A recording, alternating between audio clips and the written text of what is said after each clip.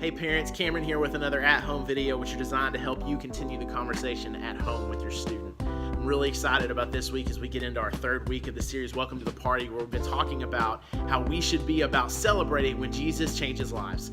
And that's what we want to be about as a student ministry, lifting his name up and also getting excited and celebrating when he transforms the lives of other students.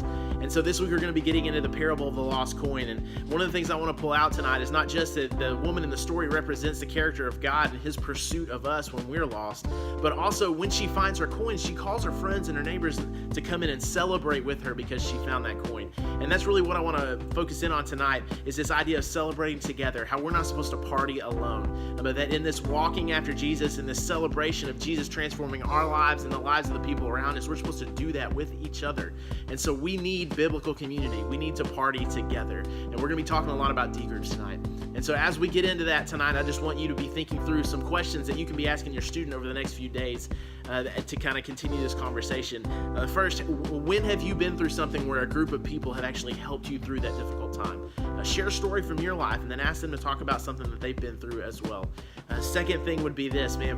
Where do you see your community celebrating Jesus? Like, who are you involved with? Who are your people that you're celebrating Jesus and how he transforms lives? Talk about your D group if you're in one. Encourage your student to get involved with one as well, because that's something that we value here in FSM, is being part of biblical community together.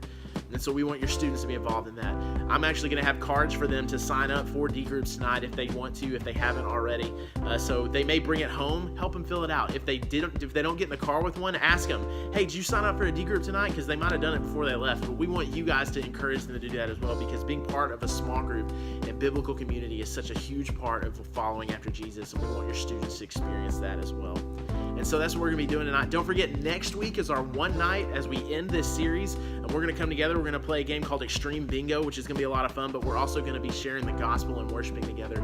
So remember, your student needs to be focusing on one person who doesn't know Jesus, who they can invite to come be a part of church that night, part of our Wednesday night activities. And remember, talk about packing out your car, where they can drive, packing out their car with people who don't know Jesus, who aren't plugged into a church community, who can come and be a part of what we're doing in FSM, and not only find a group of people that know who they are and are able to welcome them in and love them, but also find out that God loves them and he welcomes them in as well. And that's so much more important. And so we want to see that happen next Wednesday night. Make sure you do that. Just as an aside as well, some of y'all have asked me, I do want you to know, I am going to make mention of the Salt Bowl from Saturday night. I know some people have differing views on that, but here's where we're coming from as a ministry. Saturday night was difficult for a lot of people. It might have been difficult for you as well as for your student if y'all were there. And while there was no gun, and we are thankful for that fact that there wasn't a gunman and nobody was shot, that fear was very real for a pretty good amount of time.